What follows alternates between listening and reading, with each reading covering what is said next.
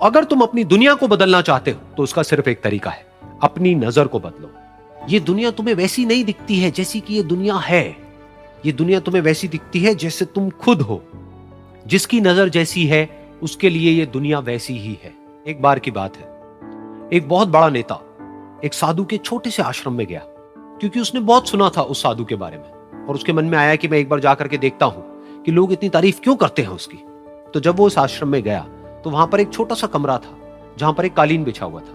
वहां पर कुछ लोग बैठे हुए थे नीचे और साधु जी सामने बैठे हुए थे। कुछ सवाल जवाब चल रहा था। तो जैसे ही वो अंदर गया, वो अकेला नहीं था, उसके साथ में 4 बॉडीगार्ड्स भी थे, और उसको ये आदत थी कि जहां पर भी वो जाता था लोग अपनी जगह से खड़े हो जाते थे, उसकी तरफ देखते थे, हाथ जोड़ते थे, अपना सर झुकाते थे। लेकिन यहां पर ऐसा कुछ भी नहीं हुआ। साधु ने उसकी तरफ देखा तक नहीं, क्योंकि वो साधु किसी के सवाल का जवाब दे रहे थे। लेकिन नेता को इस बात पे गुस्सा आ गया। नेता को लगा कि ये मेरी बेइज्जती है। तो उस नेता ने साधु की बात को बीच में ही काटते हुए थोड़ा गुस्से से कहा, मैं आपसे कुछ कहना चाहता हूं। साधु ने उसकी तरफ देखा और बोले, आप थोड़ी देर रुकिए, पहले मैं इनके सवाल का जवाब दे लूं, उसके बाद में मैं आपसे बात करूंगा। तब तक अगर आप चाहें तो आप बैठ सकते हैं। बस साधु का इतना कहने की देर थी। नेता का चेहरा गुस्से से लाल हो गया और फिर उसने अपना सारा गुस्सा उस साधु के ऊपर निकाल दिया। अभी तक वो नेता बहुत ही तमीज से बात कर रहा था, यानी कि आप कह करके बात कर रहा था। अब वो तू तड़ाक पे उतर आया।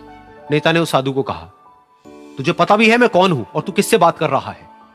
साधु ने उसकी तरफ देखा और कहा, मुझे इससे कोई फर्क नहीं पड़ता कि आप कौन हैं, लेकिन आप जो कोई भी हैं, अगर आप चाहते हैं कि मैं आपके सवाल का जवाब दूं या आपसे बात करूं तो आपको कुछ देर रुकना होगा।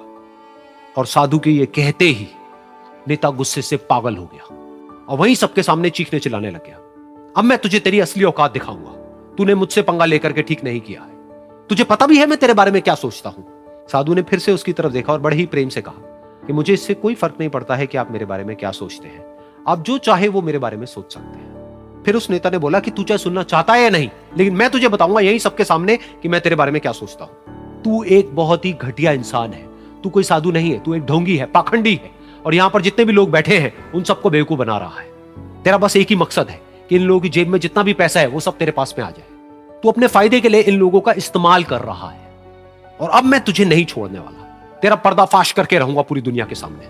लेकिन उसके इतना बोलने के बाद भी उस साधु के चेहरे पर हल्की सी मुस्कान बनी ही रही। ये देखकर वो और तिल मिला गया और उसने कहा, अब बहुत हुआ, अब मैं यहां 1 मिनट भी नहीं रुकने वाला। लेकिन अभी भी तेरे पास में मौका है। अगर मुझसे माफी मांगनी है या मुझसे कुछ कहना है तो कह सकता है। इतना सब होने के बाद भी साधु बिल्कुल शांत था और उनके चेहरे पर एक मुस्कान थी। उन्होंने अपनी आंखें बंद कर ली। फिर साधु ने अपनी आंखें खोली, हाथ जोड़े और कहा कि मुझे आपसे कोई गिला शिकवा नहीं है। मेरे मन में आपके लिए कोई भी गलत ख्याल नहीं है। जो भी आपने मेरे बारे में कहा वो आपकी अपनी सोच थी, तो मुझे आप में कोई भी बुराई नजर नहीं आती है। मुझे आप एक बहुत ही भले इंसान लगते हैं। और साधु के इतना कहते ही नेताजी का दिमाग 7वें आसमान पर पहुंच गया। उनके चेहरे पर एक अजीब सी खुशी थी, क्योंकि उस साधु ने वो ही कहा जो बाकी सब लोग उस नेता को कहते हैं। और वो खुशी खुशी उस आश्रम से अपने घर की तरफ चला गया और जा करके अपने पिताजी के साथ में बैठ गया।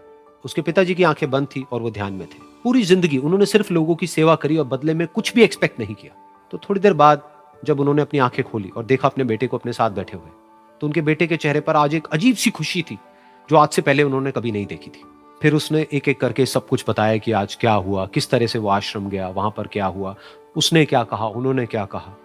तो जब इसके पिताजी ने पूरी बात सुनी तो थोड़ा सा मुस्कुराए और अपने बेटे को देख करके बोले कि उन्होंने तुम्हारी तारीफ नहीं करी है, क्योंकि उन्होंने वो नहीं कहा कि जो तुम हो, उन्होंने वो कहा कि जो वो खुद है।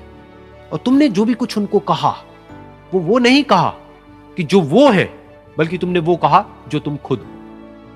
यही बात वेदों में भी कही गई है, यथा दृष्टि तथा सृष्टि। ये दुनिया तुम्हें वैसी नहीं दिखती है जैसी कि ये दुनिया है। ये दुनिया तुम्हें वैसी दिखती है जैसे तुम खुद हो। जिसकी नजर जैसी है उसके लिए ये दुनिया वैसी ही है।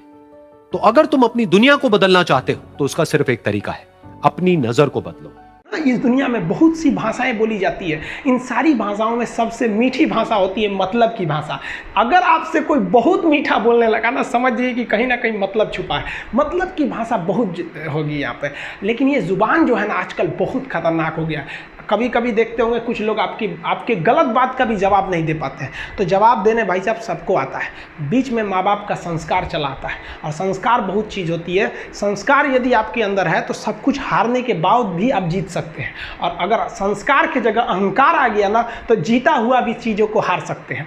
कमज़ोर व्यक्ति ही दूसरे काम का बदला लेता है, लेकिन जो ताकतवर होता है वो माफ़ कर देता है। लेकिन जो बुद्धिमान व्यक्ति होता है वो इग्नोर कर देता है, नज़रअंदाज कर देता है और बच के निकल जाता है। क्योंकि अगर कोई व्यक्ति आपको पहली बार धोखा दिया तो इसमें उस व्यक्ति का गलती है, लेकिन वही व्यक्ति अगर दोबारा धोखा दिया तो इसमें आपकी गलती है। सबसे समझदार होकर चलिए और मिजाज में कुछ सख्ती भी रखिए। लोग पी जाते अगर समंदर खारा नहीं होता तो थोड़ा सा सख्ती भी बना के रखना चाहिए। इस दुनिया के कुछ दस्तूर हैं, आप किसी के लिए कितनी भी भलाई कर दे वो याद नहीं रखेगा, ये दुनिया का दस्तूर है।